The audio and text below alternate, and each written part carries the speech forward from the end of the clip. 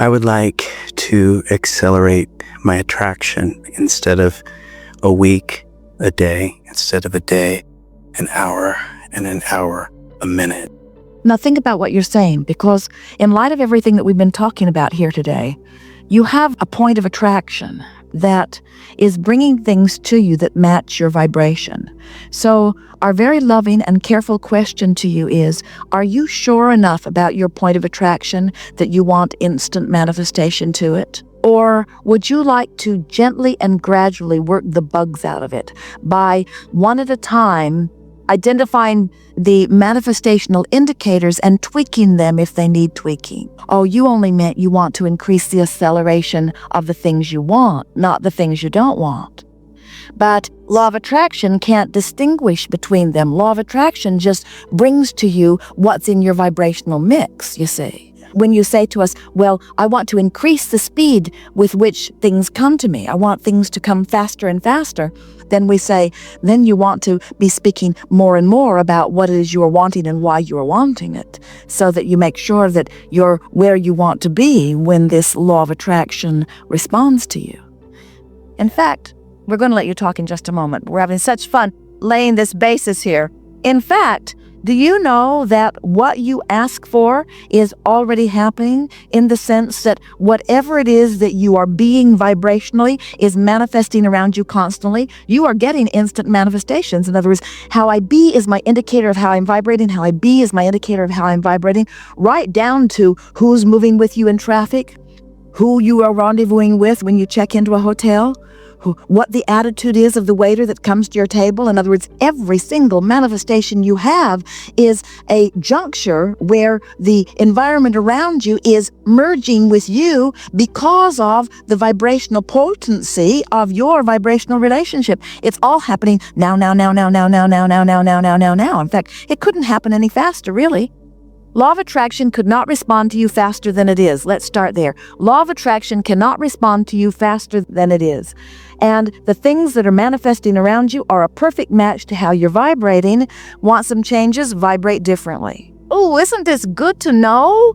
Doesn't it give you a sense of control? Doesn't it make you realize that that powerlessness was erroneous? You are powerful beings. You're so powerful. You can create bondage. You're so free. You can create bondage. You are the keeper of this experience. So now we have totally messed up your premise. What is it you want to say to us?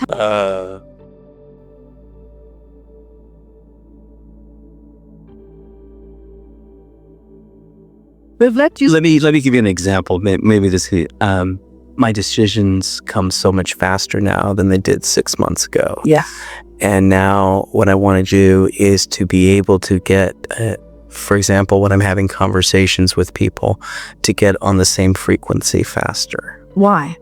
Because I want to move fast. But why do they need to be on your frequency? And this is the reason that we are nitpicking here. That's okay. When all you have to manage is the frequencies between you and you. And when you manage that frequency, you'll be powerful in your influence. When you consider their frequency, you get out of balance, because now their frequency is a factor that takes you away from your dominant frequency. So I don't want to give a rip what they think or feel. You want to use what they think or feel as your catalyst to identify more clearly what you think and who you are. Esther says this quite often. I want to be a really good communicator. And more she is realizing that she cannot bring anyone to her current place of knowing, and every time she tries, she becomes more frustrated. Where if she would disregard where they are and just keep focusing upon where she is until it's dominant, they'd come with her or they wouldn't, but at least they wouldn't be her excuse for her not going with her. And when you come into alignment with who you are, those who are a match to where you are will show up, while those who aren't a match will move away. Wow. So give us the specifics of what you're talking about, because we know theoretically this makes a lot of sense. Practically, you got people you got to work with. Right. Real world with real people. But we just want you to know, okay, when you know this, in the real world with real people, all of this will happen just the way we told you would end. Yeah, the question's more specific. I was on a business call with someone, and We had real good attraction towards each other. And my question is, I wanted to co-create some stuff with him.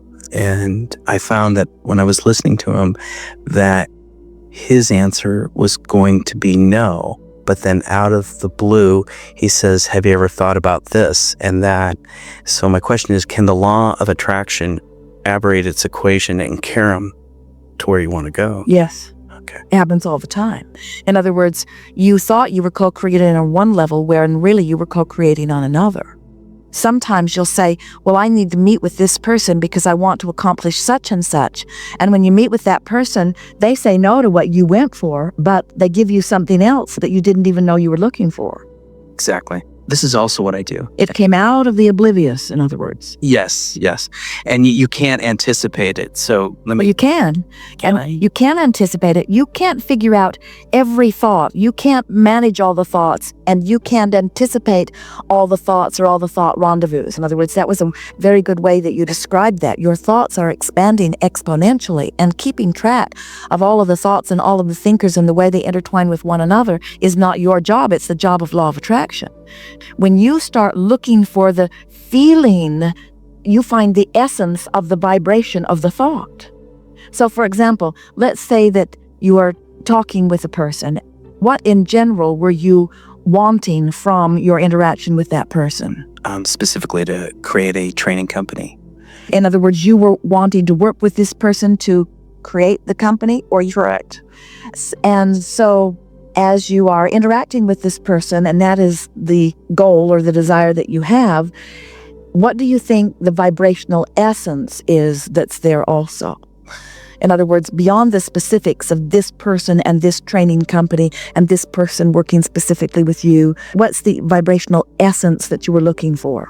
Why was that person key to you? The person was key to me because he responded to an email from me, and we had a lot of commonality. Actually, when the conversation started, there was a lot of good energy, and I thought... So you felt that that person would bring other insight to the table that you didn't have? Insight, skill, synergy, and teamwork. He could be a real confidant on a team to take this to the level I wanted to take it. So what is the emotional essence of that? In other words, say those words again. Synergy. What's the emotional essence of that?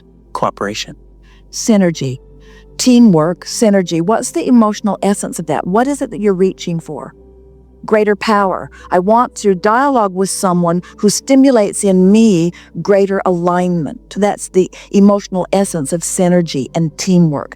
I feel that working with someone, I'll be more powerful than if I don't work with someone. So that's the emotional underpinning of that. And now when you think about it, you are a partner with universal forces. Do you need someone else for that synergy? Or is that synergy accomplished when you come into alignment with your true power? One who's tuned in, tapped in, turned on is more powerful more influential than a million who are not. So that's the synergy that you're looking for, yes? Yes. So what else were you looking for, or did you find in this conversation with this person? He was just a really great person. He had a lot of skill, a lot of talent, a lot of ability, a lot of vision, forward thinking. Just for lack of a better word, clicked with him. He was just someone I could say, hey, this is someone I could work with over a duration of time. So what was the outcome of the conversation? The outcome of the conversation is another manager came in who was Darth Maul, and he screwed up the Jedi meeting. Another manager came, and he was of a different generation than mine, and we didn't click, and there was a lot of tension. There was like this really cool energy, and then this other guy came in, and there was a lot of tension, and then game over. All of a sudden, I don't know, it disintegrated from that moment. Here's the thing that we want you to hear from us. Sure. We think you're looking for love in all the wrong places. We think you're looking for synergy in all the wrong places. In other words, you're looking for it in those people who are outside of you, where the only place that you'll ever find it is inside of you. So what happens when the other man came in and sort of, in your words, messed up the energy of what was going on, that's not what messed up the energy. It was your response Yes. to that. And that's what sort of renders you seemingly powerless. In other words, to want to click with someone is a nice thing. But to want to click with someone more than wanting to click with yourself is not so good. And when you show yourself that you can click with yourself regardless of who else is in the room, then you've got that true synergy going on where law of attraction can always bring the next logical piece to you. You see, some of the people that you would never want to spend much time working with have pieces of information that you're looking for. And when you're out there feeling out their vibe and coming to the conclusion that their vibe is off, then you miss the nuggets that they're bringing to you. The universe isn't saying to you, here's this person we want you to marry. The universe is saying, here's a person who has an answer to a question you've been asking. And if you dialogue here, you're going to get some insights that will be of value to you. And this is the thing about co-creating that so many of you are missing. You don't have to move in with these people that you are co-creating with. You don't have to make a life with them. You want to come into alignment with who you are so that you can receive the benefit that the universe is bringing to you. And this comes back around to the first thing that you said about the speed of accomplishment that you're talking about. When you're tuned in, tapped in, turned on, that means you've got your sea legs. That means you're flexible. That means you're resilient. That means you can get out of balance and imbalance, out of balance and imbalance, out of balance and imbalance, out of balance and imbalance, which means you're mostly imbalanced, mostly imbalance, mostly imbalance. So now, under those conditions, the universe, who knows where all of the answers to all of your questions are and all of the solutions to all of your problems, is saying, look there, look there, look there. And when you're tuned in, tapped in, turned on, you can look right into the heart and eyes of someone who is 99% not on your wavelength, who has one small little answer to your question, and you come away with the answer to the question, not with the 99% of them that you don't want. You see, you don't need a cooperative world out there. You only need cooperation in your own vibration. That's the synergy that you're seeking. And then, aren't there people that you would never in a million years go into business with that you love partying with? So the fact that you don't want to go into business with them, does it keep you from partying with them? No. And so what we're saying is, in every person, no matter how they feel, whether they come from the dark side, as you implied, or from another generation, which is essentially the same thing, you can elicit from them the value that you're looking for. Oh, that is excellent. We have enjoyed this interaction immensely. It has been co-creating at its best, really. It has been moving out where thought has not been before. You have put more things in vibrational escrow, but even more than that, it has been a day of little by little coming more and more into conscious awareness of how to find alignment with your own vibrational escrow. We are so appreciative of those of you who have been willing to come to the chair, and we are exhilarated about the proximity that you have achieved as a result of these hours that we've been together with what's in your own vibrational escrow. It is our desire that you leave here with these things rolling through your mind. I am where I am, and it's all right, because the stream is always flowing toward that which I have become. And if I let where I am be all right, then I can turn easily and go with the stream, where if I fuss and worry about where I am, or if I condemn where I am, then I hold myself in contradiction to the stream, and then it is more unpleasant. My vibrational escrow is of my creation, and it is a wonderful thing. And I can tell by the way I feel what my vibrational relationship is with it. There isn't anything that I was supposed to do here beyond what I'm already doing. I knew I would explore contrast, and I knew I would give birth to desire, and I knew that I would be able to feel the vibrational relationship between the expanding being that is me and where I'm holding myself in relationship to that expansion. So I love, you're saying, the emotional basis of my life, because it helps me to consciously quantify my journey.